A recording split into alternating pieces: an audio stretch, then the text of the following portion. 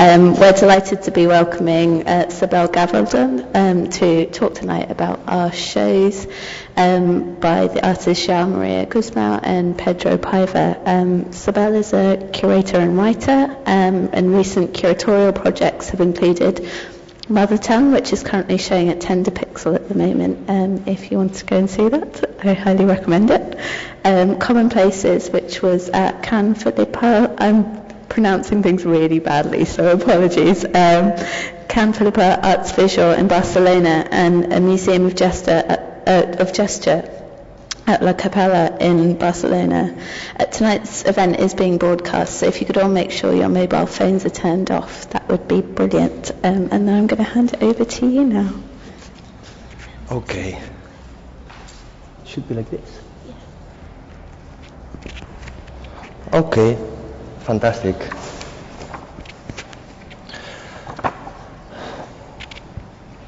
Okay, hello everyone. I really wanted to thank the Candemore Center team for their generous invitation to speak here tonight on the occasion of the exhibition by Guzmão and Paiva. I'm really excited to be sharing some thoughts and ideas with you this evening.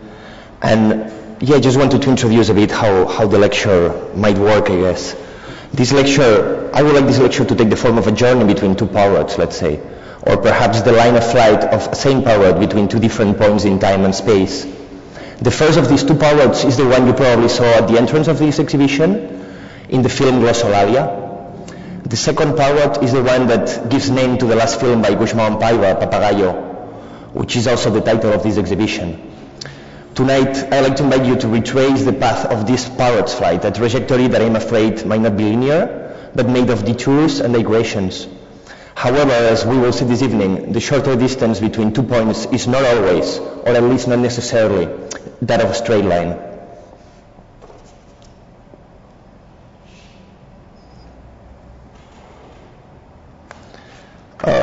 Admittedly, the image behind me is not that of a poet. And nonetheless, this image holds a deep historical relationship with the film Glossolalia by Guzmão and Paiva, a film whose main defining characteristic is the use of an extreme slow motion, shot at high speed using a camera that records up to 1,000 frames per second. Henri Bergson once said that time is not an interval that can be shortened or lengthened without the content being altered. And in fact, the use of slow motion turns, in Guzmão and Paiva's films, the most common ephemeral events into otherworldly experiences. In their films, time stretches and dilates dramatically, just like an elastic band. Every second of an event subdivides in 40, which means that a time lapse of 15 seconds only would turn into a 10-minute film. In its origin, the invention of cinema was driven by this very same impulse, the instantaneous impression and decomposition of movement into parts. That's why I was showing this bird, which is not a poet, but still is a bird filmed by Etienne Jules Marie with his chronophotograph, one of his early inventions. Using this cinematic machine, the anatomist Jules Marie decomposed the different phases of motion in a bird's flight. Marie wanted to film what couldn't be seen, what the eyes didn't just perceive as such. He was recording the unattainable. Years later, one of Marie's collaborators wrote that the invention of chronophotography, which is the immediate precedent of cinema, he wrote that the invention of these machines expanded our vision in time, just like the microscope had expanded our vision in space. Cinema then allowed us to see the infinitely small in time, just like the microscope before had allowed us to see the infinitely small in space. I would argue that, in fact, cinema and the film camera belong to the same genealogy of the microscope. I shall go back to the microscope later. We'll talk a bit more about the invention of the microscope and how it also holds a historical relationship with Guzmão and Paiva, I guess. But for now, let's just know that however small the fragment, when you examine it microscopically, you start to discern a multiplicity of events. What it seemed a unique flowing movement suddenly is a series of subdivided parts, a series of units. The same goes for cinema in general. As Willem Flusser already noted decades ago, the photographic universe is grainy. It is composed of individual units. It is made up of quanta. So this is a calculable, quantifiable, atomized universe. And Willem Flusser said this in the mid-70s, that is so many years before the invention of digital images, which are made of pixels. In film, not only time, but also movement and space appear to become infinitely divisible. However, films are composed of still images. So each photograph within the film strip is a static image. Then how can we actually say that there's movement taking place in a film? This very same question was posed 2,500 years ago by the philosophers of the Eleatic school. They regarded existence as being timeless, uniform, necessary, unchanging. The Eleatics opposed the fashionable philosophical view attributed to Heraclitus, according to which perpetual change is the only permanent quality of being, a view that, needless to say, is still fashionable today. The idea that reality is made of flowing processes, of liquids, of fluids. Parmenides of Ilia and Zeno from the Eleatic school famously deployed a series of paradoxes, visual analogies, wicked questions that still haunt our present. One of these analogies, one of these paradoxes, is the so-called arrow paradox. And I might argue that Etienne Jules Marie image of the flight of a bird subdivided into parts actually holds a strong resemblance to the arrow paradox. The paradox goes as follows. If everything that occupies an equal place is at rest, then an arrow is always at rest in its own time. At each position in its trajectory, the arrow is still at rest, so movement must be illusory. This, of course, applies to the flight of Gouchemont Paiva's parrot, the one in the entrance, as well as to the bird recorded by Etienne Jules Marie. The animal is at rest in each of the stills. This is why they are called stills. Ironically, for scientists like Marie or Muybridge, those who set images in motion for the very first time, the recreation of movement through the use of a projector was of secondary importance. The main challenge for them was to arrest movement, was to isolate detail, to abstract motions, to divide them into ever smaller parts. And here we come across, I'm afraid, with another of Zeno's infamous paradoxes. Because if the distance between 2 points in space is infinitely divisible, then movement would be, again, logically impossible. How would someone or something be able to perform an infinite number of tasks within a finite time frame? Parrots might be fascinating creatures, but they do not escape from this paradox. Gouchemont and Paiva have tackled very directly these and other paradoxes in their films.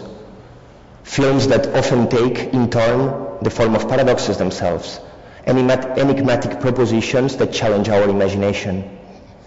A good example of this is their film Pot Smaller Than Pot, which seems to playfully recreate Zeno's dichotomy paradox.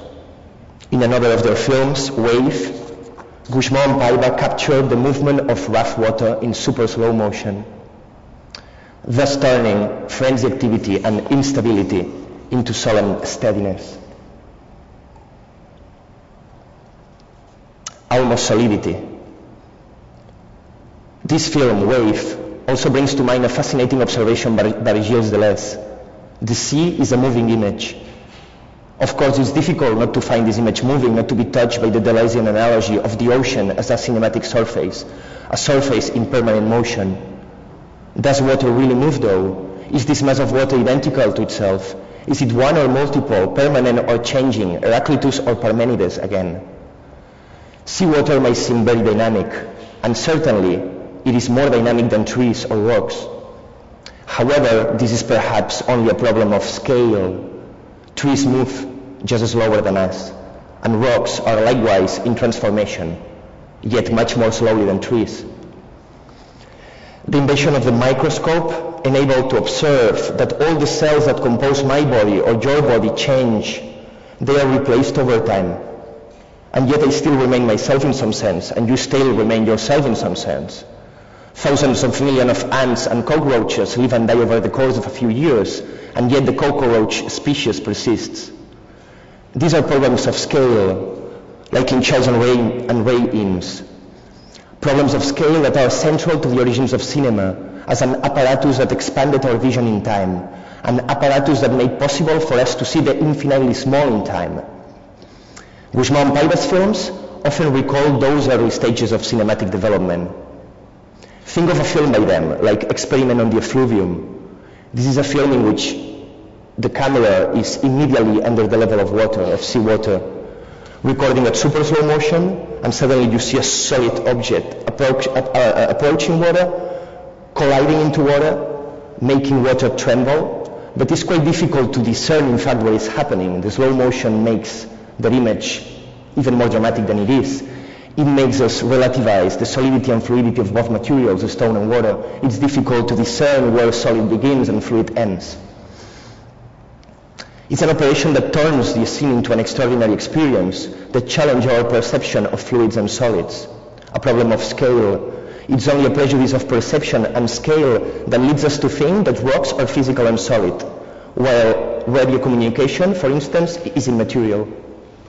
A physicist, like Etienne Jules Marie, would tell you that the elements that compose the rock, on a microscopic scale, are mostly empty space.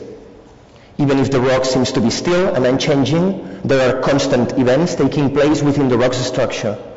A physicist will also tell you that the rock is not so solid, that the molecules that compose its structure require constant interactions for the rock to continue to exist as a rock.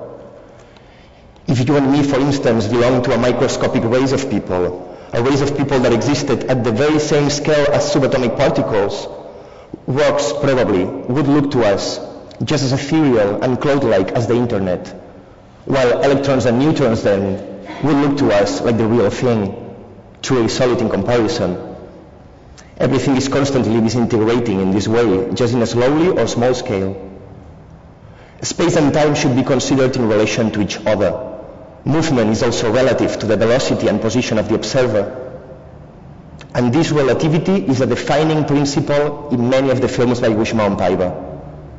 This principle of relativity serves them to challenge everyday perceptions, shared assumptions, exploring the potential of cinema as a medium that allows for a radical experimentation with time and with scale within the illusory space of the screen, a space that allows us to experiment with magnitudes that otherwise are outside of our perception, even outside of our capability to work with them.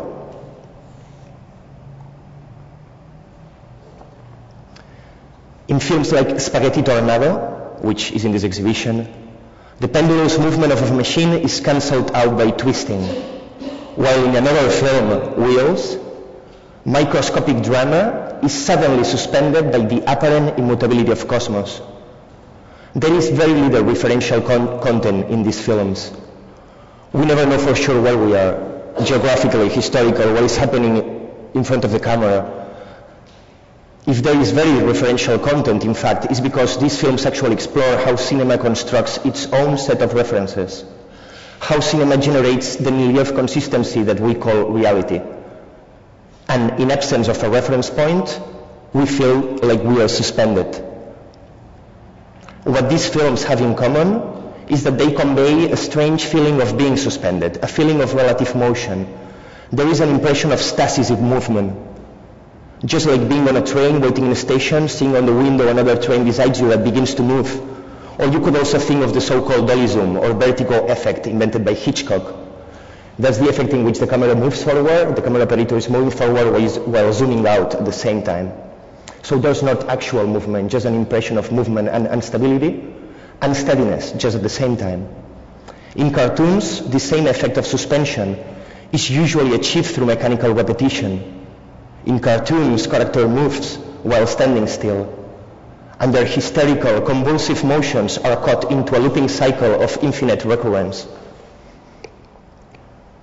But let's go back for a minute to Zeno's paradox of the arrow, in fact.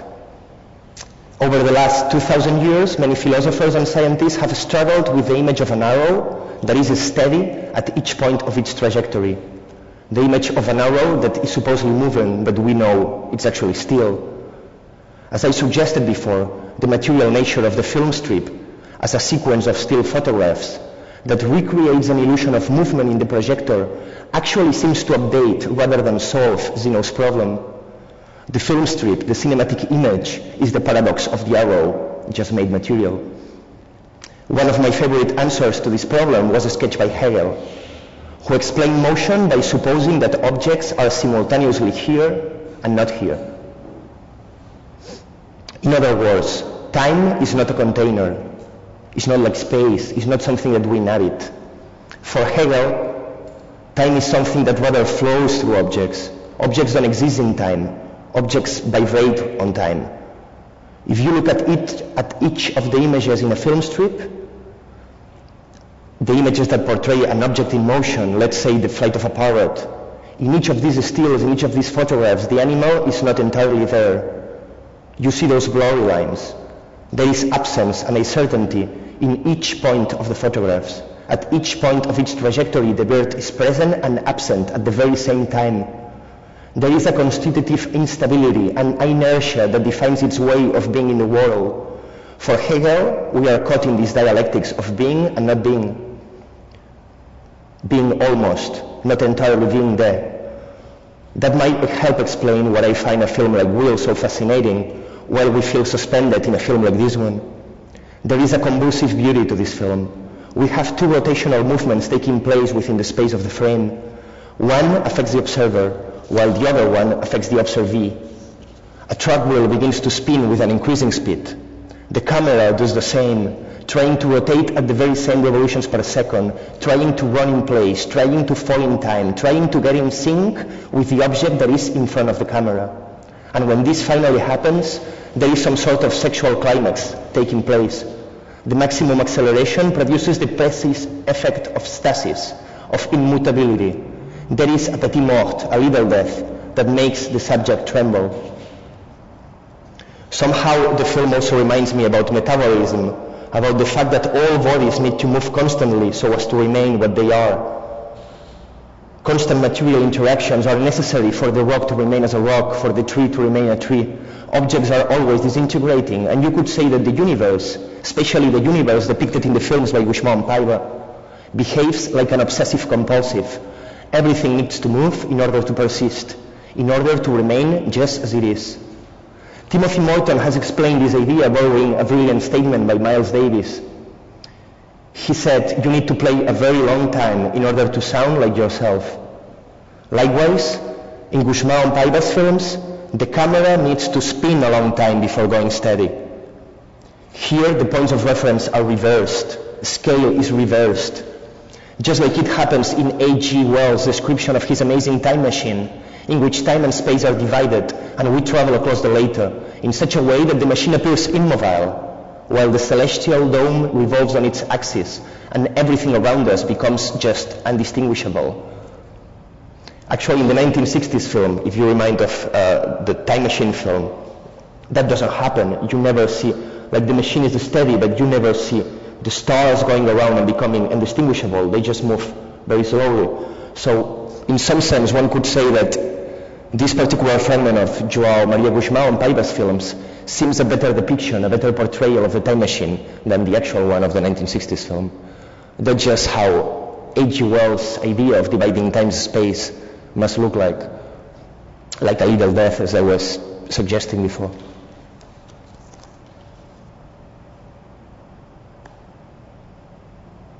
This effect of suspension in films like Wheels, that we were just screening, in films like Spaghetti Tornado, which is also in this exhibition, or films like Watermill, is attained through the use of optical tricks. Optical tricks are the way in which Gusmão and Paiva change perceptions, the way in which they expand reality, the way in which they made relativity possible. I'm talking about optical tricks such as slow motion, superimposition, lens distortion, and animation. The camera as a box of tricks. During the first decades of the 20th century, this was a conception of cinema that led an assault on naturalism. A conception of cinema that rejected the now common perception that the cinematic image must be bound by nature and its basic laws. Instead, one could say that filmmakers such as Dziga Vertov, René Clair, Fernand Léger, Eisenstein, or Hans Richter thought that cinema ought to reinvent reality.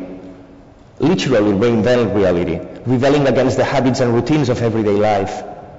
The films they produced were more true to the origins of the medium than the sort of naturalist representations that we are today accustomed to. I would argue that Gusmão and Paiva belong to that very same tradition, the tradition of the camera as a box of tricks, an impugnation of gravity, an impugnation of physical laws and Newtonian thinking, a world in which hats just fly. Ironically, many of these optical tricks have its origins in the birth of modern sciences and the experimental method. That is what in the 16th century was called natural philosophy. A sort of philosophy that emerged in close relationship to the practice of magic. For philosophers like Robert Boyle, the sort of people you would find in the Royal Society here in London, understanding nature meant to unravel the hidden mechanisms at work through the use of tricks that produce wonderful, often fascinating effects. There was very often a performative element to these tricks, and a spectacle, a frenzy of the visible. In Gusmão and Paiva's films, in his camera obscuras, such as the one we have in this exhibition, which is called Motion of Astronomical Bodies, extraordinary things happen before our eyes, as if by magic. And here perhaps the key word is as if. This as if seems indeed very important, because the spectacle here is to acknowledge how the trick has been performed. This is a second-grade magic, as it were. The viewer finds itself in an uncertain position between fascination and suspicion. We look at those camera obscuras with half-believing eyes. They locate us, they put us in a position between radical skepticism and what Samuel Coleridge called a willing suspension of disbelief. We are fascinated by these tricks. We are a bit like the mesmerized audience of a 19th century spectacle, but at the very same time, these works demand some sort of spectatorial complicity. We are encouraged to behave like the magician's apprentice, that is, looking at the inner workings of the mechanism. Some of these works, and now I'm thinking of Watermill, but also of the camera obscura, of Motion of Astronomical Bodies, some of these works are quite literally like entering into a mechanical clock, taking part in the intertwined workings of the universe, see how they function. The wonder of these films lies in the fact that knowing of the mechanisms, knowing of the tricks that make them possible, only increases their power of fascination. They involve the viewer. They demand a very active role from us. They prove that cinema can do much more than recording events and freezing them, much more than just being an illusion. Cinema can take the form of abstract and imaginative thought, cancelling real time and scale within the illusory space of the screen in such a way that here, in these films, a Freitag can turn to be as large as an astronomical body, or even the Milky Way, or just the opposite. It can also represent a microscopic reality, such as that of a cell. It just depends on who looks at the film. As if by magic, their films describe the infinitely large, by using the infinitely common, a Freitag, a bicycle wheel. Their films go beyond the strictly retinal, they are mental images. They film what the eyes have never actually seen. But how do we see what hasn't been seen before? This is an epistemological problem that has haunted sciences since the inception of the experimental method and empirical observation. Observation, we know today, is always mediated. What our eyes see is completed with abstract thought, is completed with unspoken prejudices and hypothesized assumptions. And perhaps the opposition between observation and convention is much more blurry than we are willing to accept.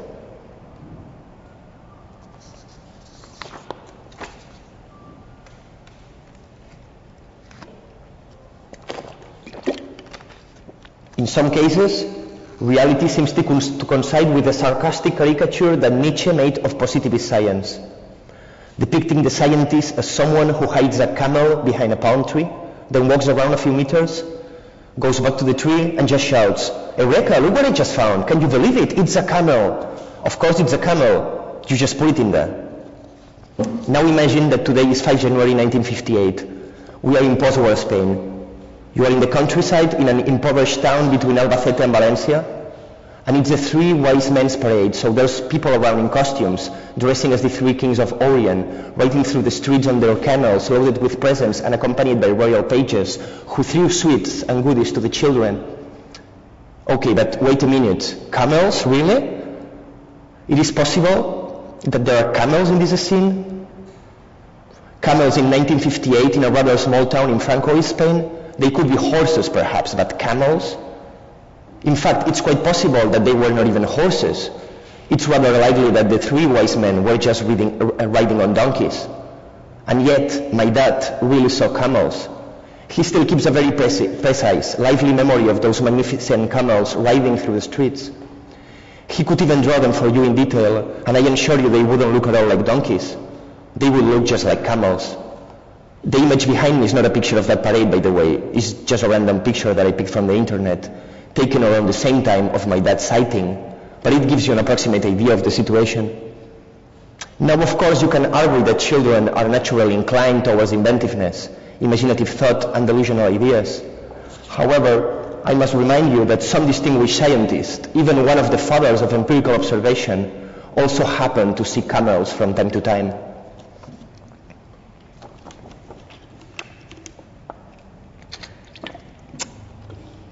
So with this image, I would like to introduce you to Antony Leeuwenhoek, a Dutch tradesman from Delft, who is commonly known today as the father of microbiology. So I said before we were going back to microscopes and again and again. Van Leeuwenhoek was in fact one of the inventors of the microscope, and like Baruch Spinoza, you could say of him that he was a man whose thought developed while grinding lenses.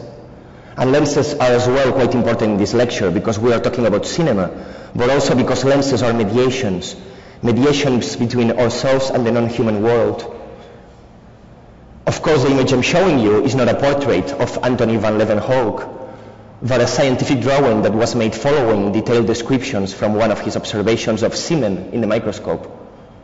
Today we know that this little guy up there as the homunculus, Leeuwenhoek's homunculus. If you want to see instead a portrait of Leeuwenhoek himself, he appears in two different paintings by Vermeer, a personal friend of Van Leeuwenhoek, whose name appears in Vermeer's testament as the executor of his debts. But let's go back to the homunculus, which is a case study when it comes to discussing the mediated and conventional nature of perception. What we see in this image is a depiction of a spermatozoid, as observed here for the very first time in Leeuwenhoek's microscope. But how do we see what hasn't been seen before? That's a good question, a question that seems to underlie some of the films by Guzmán Paiva, and hence their interest in blindness. I'm thinking of films like Blind Man Eating a Papaya, where you are staring directly at a blind man who's staring at you. He's eating a papaya, you cannot taste the papaya, but you can see the fruit. He cannot see the fruit, although he can taste the papaya. So there's like a very obvious question of whether the object is the same for the two of us, whether beyond the reflection and image, this impossibility of seeing affects the object somehow. And also that idea of how the blind man must imagine the fruit, and how would see the fruit if he recovers sight for a second without having seen a fruit before. In the second decade of the 19th century, John Constable, the realist painter and wannabe meteorologist, wrote about this very puzzling idea. He said that when he was painting his famous cloud studies, which are depictions of cloud formations, of the stratocumulus and cirrus types, paintings that were led by empirical observation rather than convention, he tried to forget as much as possible about the history of painting. He wanted to paint as if we had never seen a painting before. Constable was fantasizing about this bizarre idea. How would it be to be born blind and suddenly recovering one sight? Of course, this idea might seem a trivial one today, because observation is mediated by images, but also texts and cultural codes that go beyond the optical. Mental images are more than just images. They are completed by abstract thought. I am digressing again, but we'll go back to Constable afterwards. Now let's think about the 17th century again. Let's go back to Vermeer, let's go back to Leeuwenhoek, and this friendly and oddly anthropomorphic guy up there. Why did Leeuwenhoek see spermatozoids in this way? The human body has its own history, and a few facts from this history might help us understand better why these drawings of the homunculus, Before the 17th century, at least in Europe, it's not clear that we could actually speak about two distinct sexes. At least certainly not in the way that modern sciences describe them later. Before that age, the female body was commonly regarded as a weaker variation on a single species, rather than thought as being anatomically distinct. In this world, in the world that still Leeuwenhoek inhabited, the most common ideas about conception and birth were marked by preformationism, the idea that the human essence was already preformed in semen. Preformationism was rooted in the popular beliefs inherited since antiquity. We find them in Aristotle, for instance. We find the cheese analogy, where sperm is compared with curdle and menstrual fluids are compared with milk, in order to explain the formation of matter from an unformed substance.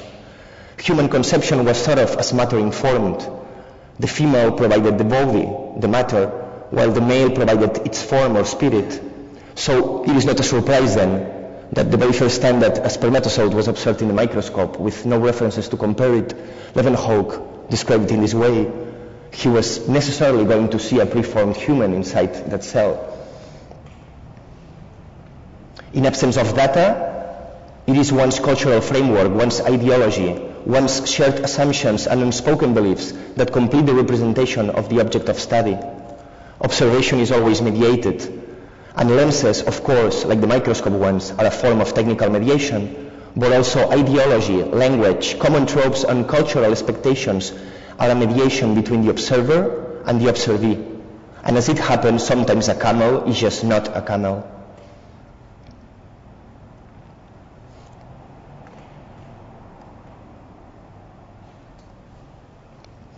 It's interesting to note again the proximity between Antony van Leeuwenhoek and Vermeer, a painter that was using lenses and camera obscuras to produce his paintings.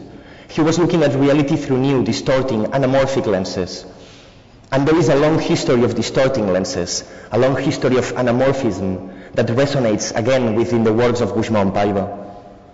Artists who have very often used these lenses to observe and represent the world from a marginal, unusual, eccentric perspective.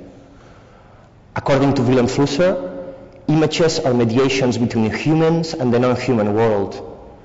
Images are needed to make the world comprehensible, and making the world comprehensible always means to anthropomorphize the world, to give the world a human form, to replace experiences by transforming them into scenes that carry significant information within their own surface. Today, this hegemony of the visual is obvious. We just take it for granted. Images are everywhere. But this hegemony is actually quite recent. At least until the 16th century, images were always regarded with mistrust. In stark contrast with the authority of writing, images were considered as being intrinsically deceitful, unreliable, mere appearances.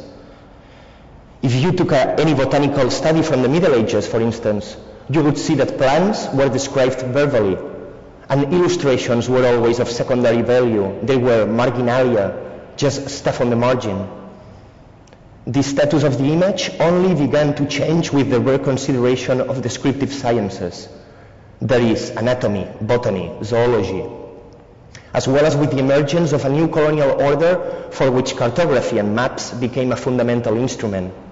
But there was something else, of course. There was the birth of the print. And it's important to remind that even if we usually think of the print as a text-based instrument, actually the print were allowed to mechanize the reproduction of images, enabling for a new hegemony of the visual to take place, a new epistemological primacy of images over texts. It is since then that we tend to look for visual evidence. Images are proofs, while texts are relegated to a subsidiary role as captions and footnotes. Going back to the good old Willem Flusser, he actually thought that the future of philosophy was necessarily linked to the use of images, not writing.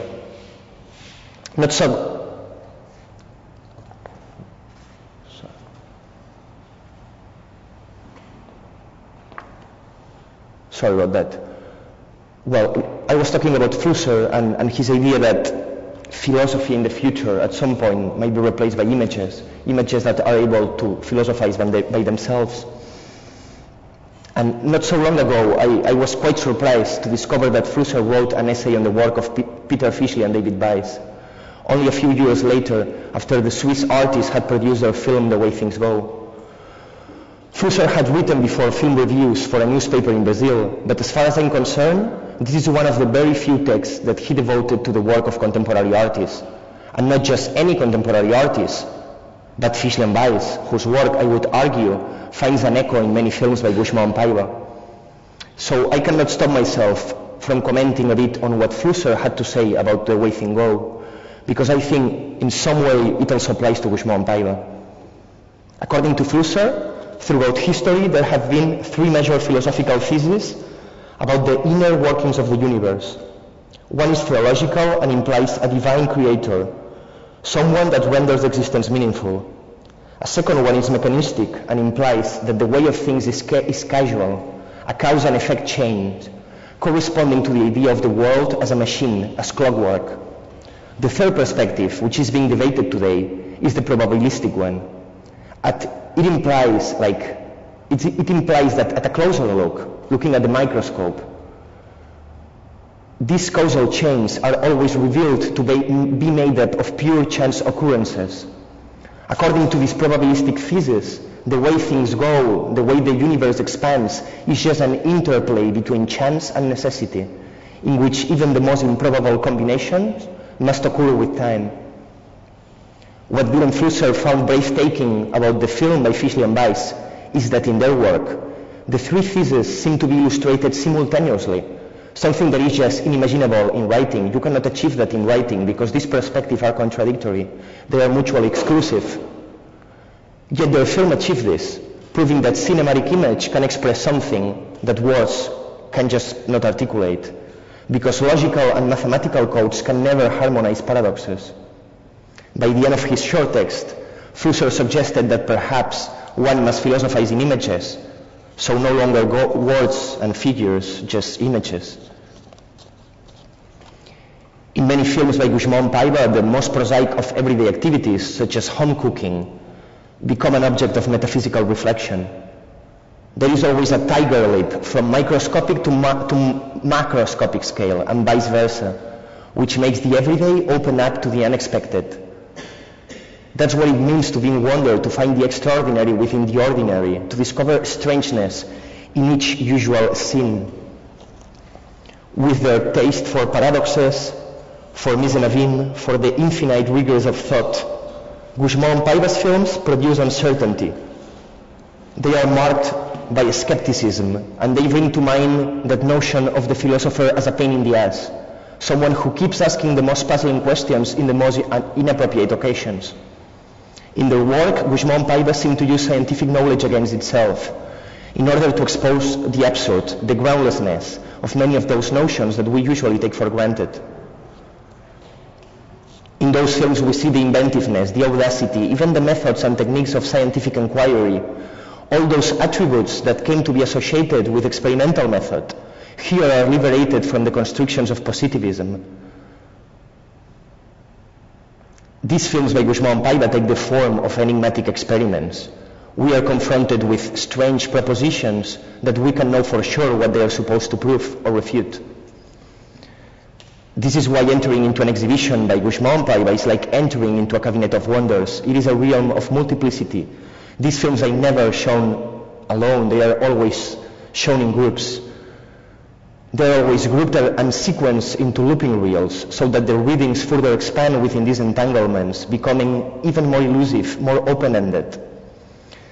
Their exhibitions become in this way a constellation of enigmas, enigmas that seem to hide some sort of hermetic knowledge.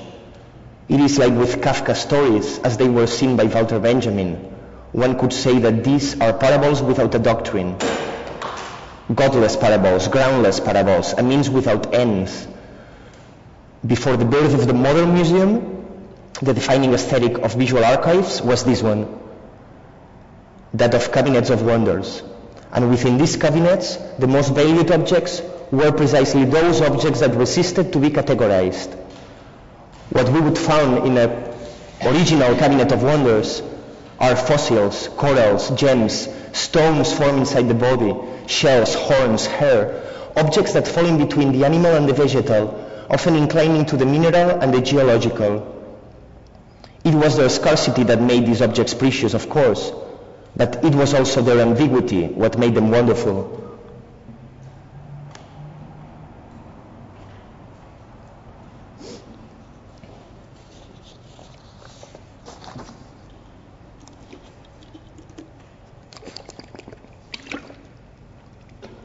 And I would like to finish the talk today by recalling the last film by Gusmão Paiva. Is the one that is usually screened in this very same space. It's also the longest film that Gusmão Paiva have ever filmed, ever shot. It's 40 minutes at normal frame speed. The film is called Papagaio, parrot in Portuguese, and depicts a Jambi ritual, a voodoo ritual in the Gulf of Guinea. There is perhaps an antecedent to this work, one of Gusmão Paiva's earliest films, which was called Bengalino Putting a Spell on the Camera. In Bengalino Putting a Spell on the Camera, which is a silent film, as all of Gusmão Paiva's films are, what you saw, it was a magician, an African magician, in front of your eyes, before our eyes, putting a spell on the machine, putting a ghost in the machine, as it were. And you couldn't hear the words that the magician was reciting. You couldn't know what the magic was about. You couldn't know for sure what the effects, if any, were on the camera.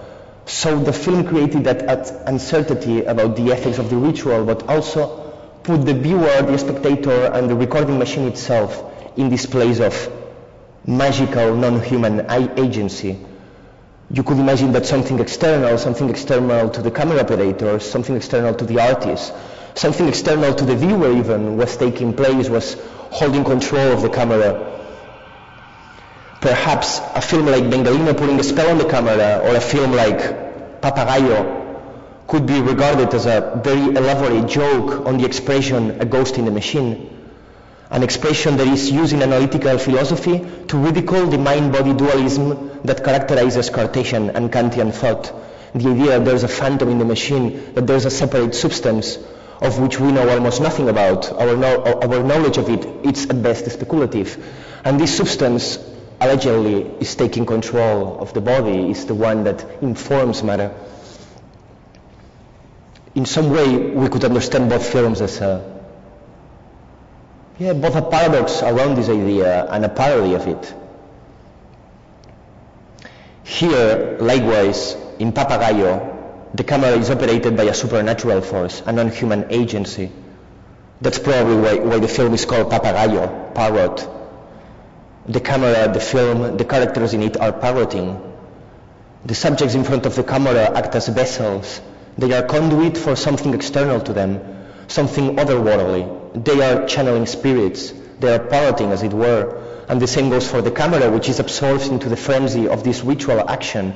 The camera is operated by the same people, which is, in turn, allegedly operated by spirits. What we saw in the film, what we see in this very confused and very absorbing film, is what Marcel Mauss called savage telepathy. Savage telepathy, as described by Marcel Mauss, is the phenomena when each member of a group seems to be animated by something that goes beyond the individual, something that makes the whole group move at once, something that makes the whole group tremble at once, running in place, getting in sync, usually late at night, let's say in a rave party, sometimes inside a football stadium. You don't need to think necessarily of a so-called primitive ritual. You could think of any of those situations in which the group starts to act as something more than just the sum of a series of individuals. Those situations in which the group seems to be inhabited by a convulsive movement, a sort of collective hysteria, if you want. As it happened with wheels, there's again a sort of paradox, there's again a sort of contradiction between synchronicity and externality to these events, let's say, between movement and steadiness. The more the characters in the film get into savage telepathy, the more synchronous is everything within the screen, the more external we feel as audience. We seem to be kept outside of the equation, There's no savage telepathy for us. We can barely see what is happening. We can barely understand why the characters are behaving like they are. These images convey a feeling of being in the middle of an action, but at the same time, they leave the subject in a radically external position. There is therefore an epistemological deadlock, an impossibility to discern what is actually taking place within the image. None of what has been presented before our eyes warranty its meaning.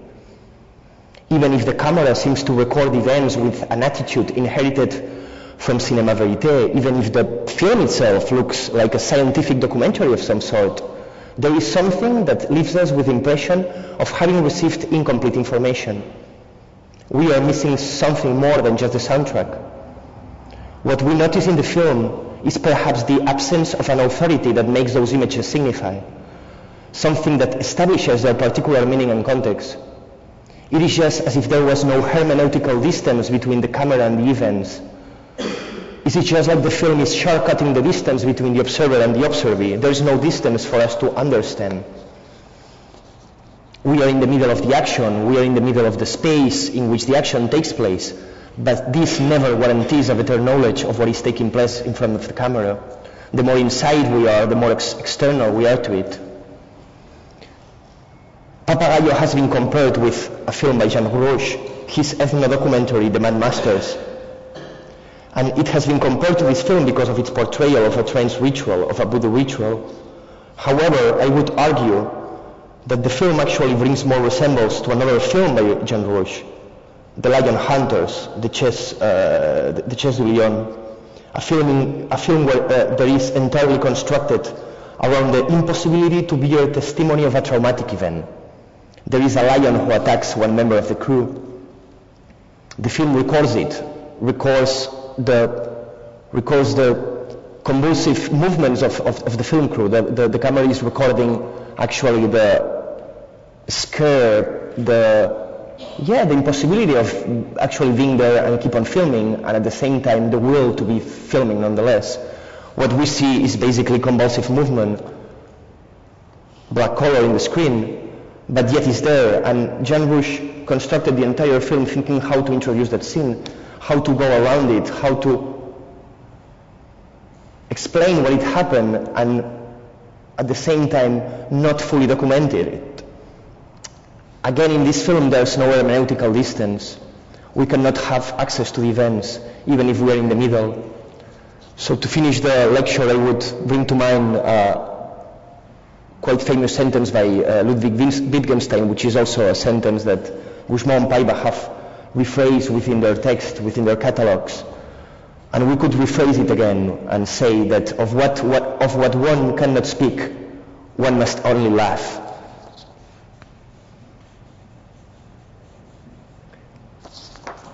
So that's all for tonight, and yeah. Thanks a lot.